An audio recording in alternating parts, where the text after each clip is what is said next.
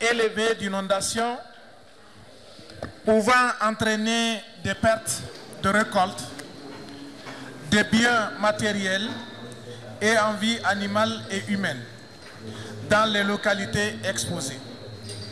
Pour y faire face, il est recommandé de renforcer la communication des prévisions saisonnières et de leur mise à jour afin d'informer, sensibiliser les communautés sur les risques et créer des conditions de leur mise à l'abri à travers notamment l'appui de la presse, des plateformes de réduction des risques de catastrophes, des ONG et des projets des pays. Renforcer la veille et la capacité d'intervention des agences en charge du suivi des inondations, de la réduction des risques de catastrophes et des aides humanitaires. Éviter l'occupation anarchique des zones inondables par les habitations et les cultures. Renforcer les digues de protection et assurer la maintenance des barrages et des infrastructures routières. Curer les caniveaux pour faciliter l'évacuation des eaux de pluie. Suivre de près les seuils d'alerte dans les sites à haut risque d'inondation, notamment dans les zones du delta inférieur et du bassin moyen du fleuve Niger, de la Komadougou-Yobé et des hauts bassins du Chari et de la Volta. Promouvoir, prévoir des sites d'accueil des populations exposées aux sinistres et favoriser les cultures des plantes adaptées à la persistance de situations d'excès d'eau dans le sol. Maintenir la garde et suivre la mise à jour des prévisions saisonnières et les prévisions de courte et moyenne échéance que produisent et diffusent les services météorologiques et hydrologiques des pays. Face au risque de maladie,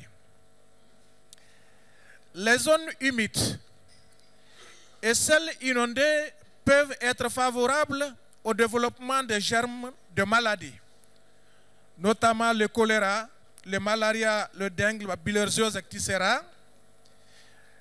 Ainsi, aussi les séquences sèches moyennes à longue attendues, notamment dans certaines parties du Sahel Est, pourraient occasionner une persistance de hautes températures et de vents de poussière favorables à la prolifération d'autres germes de maladies épidémiques. À cet effet, il est recommandé de sensibiliser et diffuser des informations d'alerte sur les maladies à germes climato-sensibles en collaboration avec les services météorologiques et de santé. Renforcer les capacités des systèmes nationaux de santé et des plateformes nationales de réduction des risques de catastrophes. Assainir les agglomérations et éviter les contacts avec les eaux contaminées à travers des opérations de drainage et de curage des caniveaux.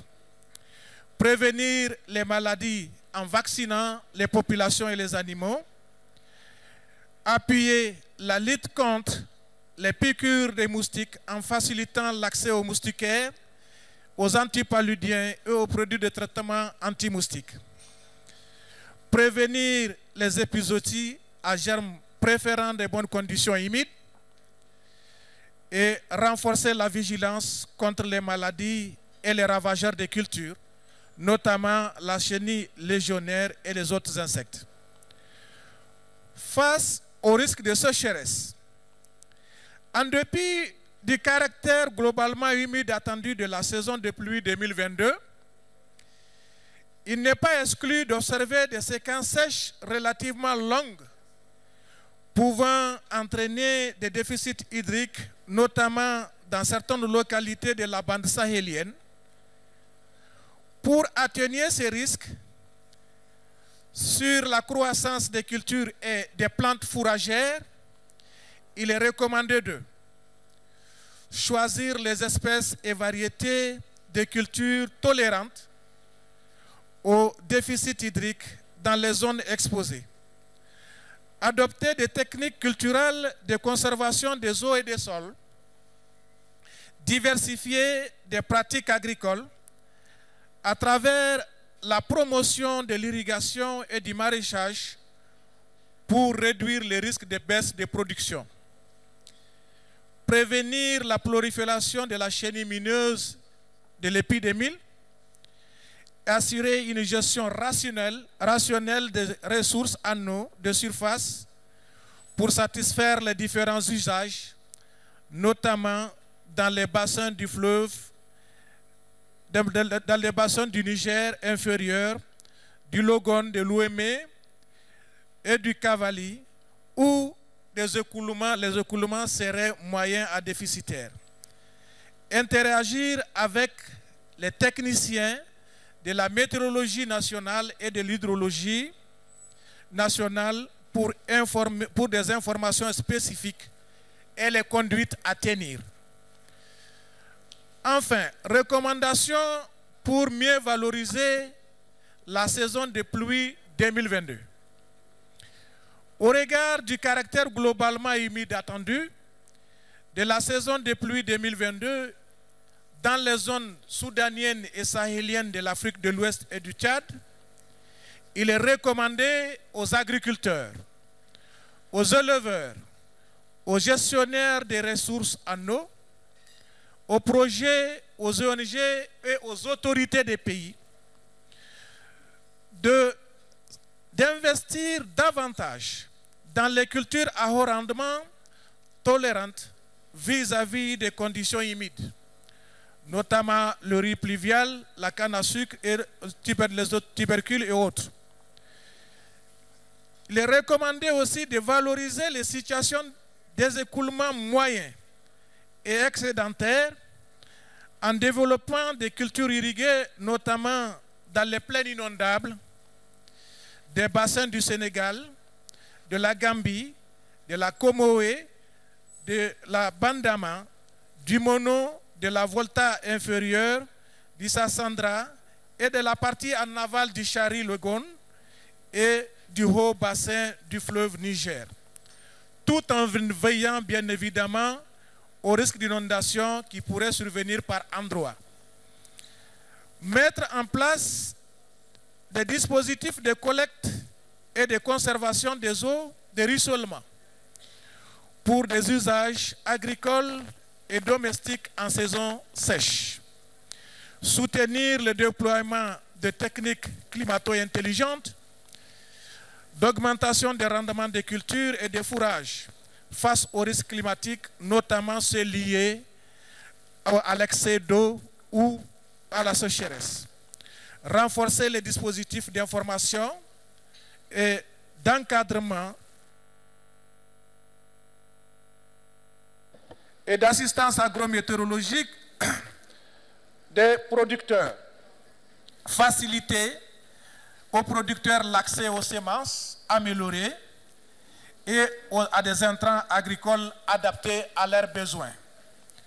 Sécuriser les revenus et alléger les pertes agricoles à travers la promotion et la souscription à des assurances agricoles indicielles. Compte tenu de la situation de crise alimentaire et nutritionnelle assez critique qui prévaut actuellement dans la sous-région,